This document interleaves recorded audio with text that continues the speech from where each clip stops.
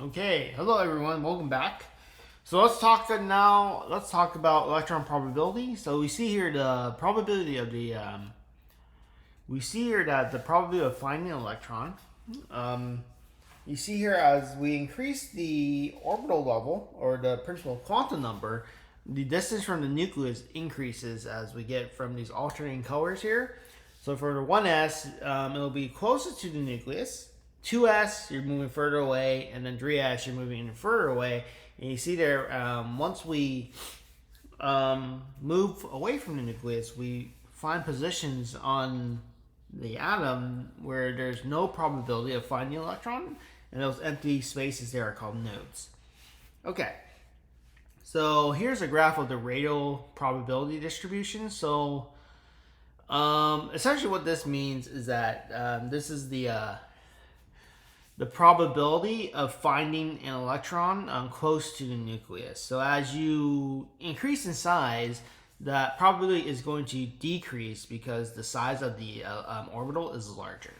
So this is essentially what that graph is saying. Okay, and you see there for the green and red traces, you see where the probability reaches 0, and those are what we call the nodes, as we talked about. So this is pretty much a graph of the wave function for the each element, and it's based on the electron probability. 1s has the highest probability because it is the smallest orbital out of the three.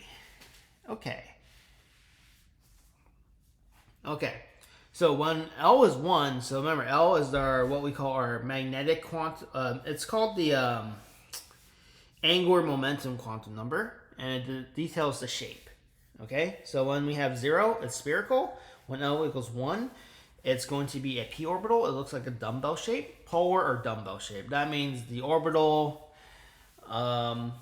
Polar means it has one end that's positive, like it changes sign. The sign of the wave function changes once it passes the node, and that's why we denoted it by two different colors there. So there's a node just in between these dumbbells here. So there's one on the y-axis, the z-axis, and the x-axis. So we have three different types of p orbitals. That's why if we look at the periodic table, the p block is the section of the periodic table where the nonmetals are. So if you look at that side of the periodic table, you see that there's 6 elements per row, and that's because 6 electrons can occupy the p orbitals. Okay, now when L equals 2, this is where we get to our d orbitals, and they're mainly cloverleaf shape. So you have 4 orbitals that lie either on the xy plane, xz plane, okay, xz plane, the yz plane. So usually you can tell what orbital is based on where the the orientation of the orbitals. So if it's sitting in both, what I want to say is when the orbitals are between the x and y axes, so they're not exactly on the axis lines, but when they're between them, that's what plane it's in. So xy, then you have xz, it's on the between the z and x axes, okay? And then you have xy, xz, and then yz, which is this one here. So yz, so you see yz, none of the orbitals are kind of centered around the x-axis, and then you see in the xz, none are centered on the y-axis. And then the other ones, we have the one they're exactly on the x and y-axes, we call them x squared minus y squared, and when it's directly on the z-axis, that's called the z-squared orbital, and it looks kind of weird. It looks kind of like a donut, a dumbbell with a donut. We're in a donut with a donut thing. Okay, so that's a z-squared axis. So we won't talk much about the d orbitals in this class. Yeah, we won't talk much about the d orbitals. If I was teaching 401, I would talk more about them, but not today. Okay? All right, and then after the d orbitals, there's f orbitals, but we're not going to talk much about those because those are we don't know too much about the f orbitals actually. So much of the history of chemistry is centered around the d orbitals for transition metals, and then the p orbitals and s orbitals for bonding. Okay. So what do these shapes mean? So why is there only one s orbital? Well, there's only one way in which a sphere can be oriented in space. So it's no matter what direction you look at it, the sphere is going to look the same in all three coordinates. Orbitals that have a dumbbell shape or a cloverleaf shape, they can point in different directions. That's why we have multiple orbitals for those values of L. Okay. All right. The third quantum number is the magnetic quantum number. This describes the orientation in space of a particular orbital. Okay, so remember principal quantum number n tells us what energy level it's at. L tells us what kind of shape it has. ML describes the orientation space. So the ML will tell us which particular orbital it can be in. So if we're describing an electron in the p orbital, ML can have three values because it can be either it could be either in one of the p orbitals, x, y, or z, and then if it's a d orbital, ML can have five values because it can be in any of the five d orbitals. Okay, so these quantum numbers are what describe what we call the energy states or energy levels of the atom. Okay. So then when we have a set of these combination of quantum numbers, it tells us the exact, well, not precise, but the location of the electron in the atom. And there's some rules. So based on what we know about the electron, there are some rules with how these quantum numbers can be combined. Okay, so here are the selection rules for the allowed quantum number combinations. Okay, all three quantum numbers n, l, and m are integers, so whole number integers. So the principal quantum number n cannot be 0 because that's because there's no such thing as a 0 energy level. We always begin at the lowest energy level, so that always begins with 1. So it goes from 1, 2, 3, 4, and it keeps going until we fill out the periodic table. Okay? The angular quantum number can be any integer between 0 and what we say n minus 1. So for example, if n equals 3, L can be either 0, 1, or 2. So in n equals 3 energy level, you have an s orbital, 0, a p orbital, 1, a set of p orbitals, 1, and a set of d orbitals, 2. Okay? So those what the values of L mean. And it kind of tells us like which orbitals can be in which energy level. So for the principal energy level, 1, there's only an s orbital because n minus 1 is 0. So there's only one value for L, and that's an s orbital. Okay?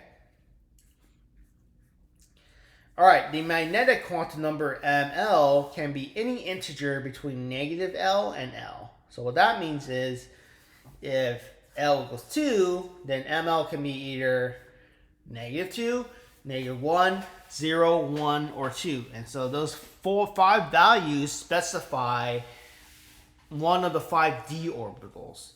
So you see, so the principal quantum number tells us what energy level it's at. The L tells us what type of orbital it's at. And then the ML gives us the specific orbital that it's in. So it's kind of like, you're kind of like riding on a train, and this the quantum numbers are the train ticket. You have a specific train to get on, and then within that train you get you go to a particular particular I don't know what they call them. I guess train carriage, or you know, which block of the train you're on, and then within the train you're divided into, you know, a specific region on the train or a specific seat or area, and then within that, you know, row or area, there's seats that you're assigned to. So it's kind of like that. You can kind of think of it like that. Okay? But these things, we'll do more examples with these later on. Okay? All right. So let's talk about shells and subshells of orbitals. So orbitals that have the same value of the principal quantum number form a shell. So what are shells? Well, a shell is pretty much an energy level on an atom, and then within the shell, there's what we call subshells. So you can think of shells as kind of like a layer of the atom, and then within the shell are subshells. So orbitals within the shell are divided into subshells that have the same value of the principal quantum number. For example, you got the 1s, 2s, 2p, 3s, 3p, 3d. So you can have subshells are the individual letter labels, and the shells are referring to the numbers in those notation there. Okay, so for example, 2s and 2p. These orbitals reside in the n equals 2 shell, and the s and p make up the subshell. So, for example, if we have an s shell, we denote that with L equals 0, spherical. L equals 1 is for polar or dumbbell shape. D, L equals 2 for the clover shape. And then the f orbitals will have a value of L equals 3. Okay. So let's look at some combination of these quantum numbers. So let's start with the first shell. N equals 1. The possible quantum number possibilities are 1, 0, 0. That describes the 1s. So remember it. N equals 1. L is n minus 1. So that's 0. And then ML is going to be negative L to positive L. But there's no such thing as positive, negative, 0. So there's only one value for ML. That's 1s. The s orbital. So L describes the s orbital, and since there's only one s orbital, ML equals 0. Okay, there we go. So only one s orbital here. All right, now let's look at the orbitals in the second shell. What do we have there? Well, when n equals 2, L can be 0 or 1, right? So it's 0 to n minus 1. So if it's 2, it's going to be 0 to 1. So remember, the 2s, the s orbitals, there's only one orbital. So L equals 0. In that case, ML can only equal 0. So that's why there's only one 2s orbital. Okay? And then when we go to let L equals 1, remember there's three possibilities because we have L and then ML is negative 1 for one of the 2p orbitals. ML could then be 0 or 1. So we have three possible combinations. So that's why there's three p orbitals. So they refer to the px, py, and pz orbitals, like as we've seen below.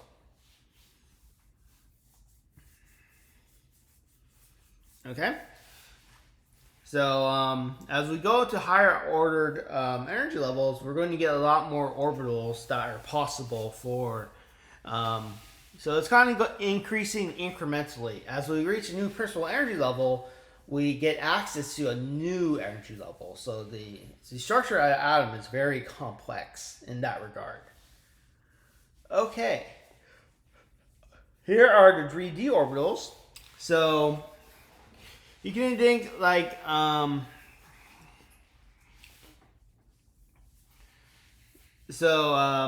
the dirt shell has 9 orbitals, 1s, 3p, and then 5 d orbitals. And you see here as we go to the d orbitals, it's now L equals 2, And then for ML, we can have values from -2 to +2. So that'll give us a total of 5 possible d orbitals.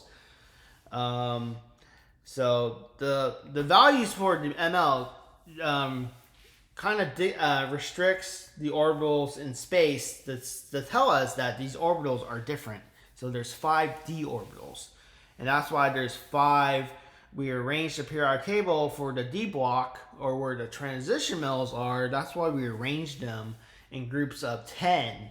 That's because we have 5 orbitals, and we know that for each orbital, we can occupy 2 electrons per orbital. Just like we saw in, just like how we'll see in when we talk about electron configurations from the periodic table. Okay. All right. We can find the number of orbitals in the shell by taking the principal quantum number and pretty much squaring it. So for 1, we take 1 squared. 1 for the second energy level, we have 4. Then it's 9 in the third energy level. Then 4 equals 16 orbitals in the